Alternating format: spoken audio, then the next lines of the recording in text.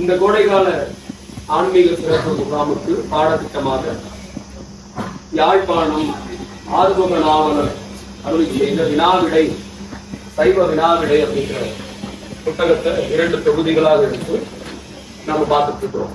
சரியா? கடந்த அமர்வுகள்ல என்னென்ன இயல் சிந்திச்சோம்? முதல்ல அப்புறம் பாவயியல், ஊதியியல் இதுவரையும் பார்த்துருக்கோம் இல்லையா? இப்போ சிவமூல மந்திர இயல். முதல்ல கடவுள்னா யாரு, கடவுளுக்கு உண்டான இலக்கணம் என்ன, அவர் எப்படிப்பட்டவர், இதெல்லாம் நம்ம பார்த்தோம். ரெண்டாவது என்ன பார்த்தோம்? புண்ணியம் எது. மூன்றாவதா விபூதினா என்ன, அந்த விபூதி எப்படி வைக்கணும் பார்த்தோம். இப்போ சிவமூல மந்திர இயல் பக்கம் 7. சைவ சமயிகள் நியமமாக செவிக்க வேண்டிய சிவமூல மந்திரம் யாது? அதுக்கு பதில் ஸ்ரீ பஞ்சாட்சரம். இது வடமொழி கலந்து எழுதப்பட்டிருக்கும், அதனால நீங்க சிரமப்படக்கூடாது. ஏன்னா அவர் வாழ்ந்த காலத்துல வடமொழி கலந்து தான், தமிழ் வடமொழி கலந்துதான் பேசுறது எழுதுறது எல்லாமே. இதுல பாரு ஸ்ரீ பஞ்சாட்சரம் அப்படின்னு இருக்கு. அடைப்பு குறியில என்ன போட்டிருக்காங்க? திருவைந்தெழுத்து மந்திரம். என்ன திருவைந்தெழுத்து மந்திரம்? நம சிவாய, நம சிவாய, நம சிவாயன்றது திருவைந்தெழுத்து மந்திரம். நமக்கு வழக்கமா தெரிஞ்சது. அந்த திருவைந்தெழுத்து மந்திரத்தையே எத்தனை விதங்கள்ல ஜபிக்கணும்னு சொல்லியும் நாம் ஏற்கனவே பழைய மாணவர்கள் பார்த்திருக்கோம், பழைய வகுப்புகள்ல பார்த்திருக்கோம் இல்லையா? என்னென்ன பஞ்சாட்சரம்? ஸ்தூல பஞ்சாட்சரம், சூக்கும பஞ்சாட்சரம், அதிசூக்கும பஞ்சாட்சரம்,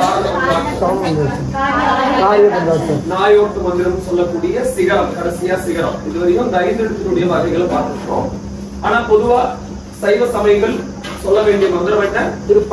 திருவைந்தெழுத்து மந்திரம் அல்லது ஸ்ரீ பஞ்சாட்சரம், திருவைந்தெழுத்து மந்திரம். சரியா?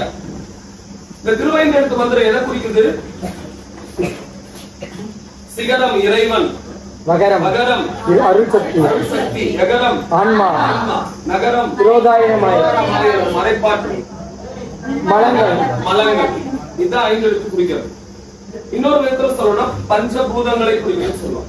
சிகரம் நெருப்பு, அப்புறம் அகரம் காற்று,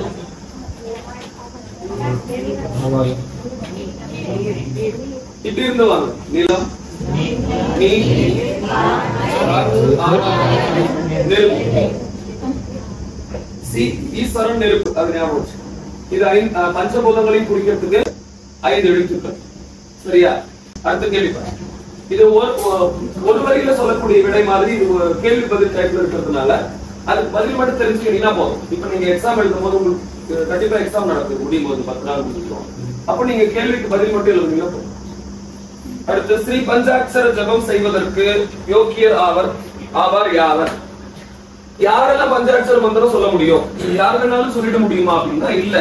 அதுக்கு பதில் என்ன சொல்றாங்க பாரு. மதுபானமும் மாமிச போசனமும் இல்லாதவராய், ஆசாரம் உடையவராய், சுபதீட்சை பெற்றவராய் உள்ளவர்.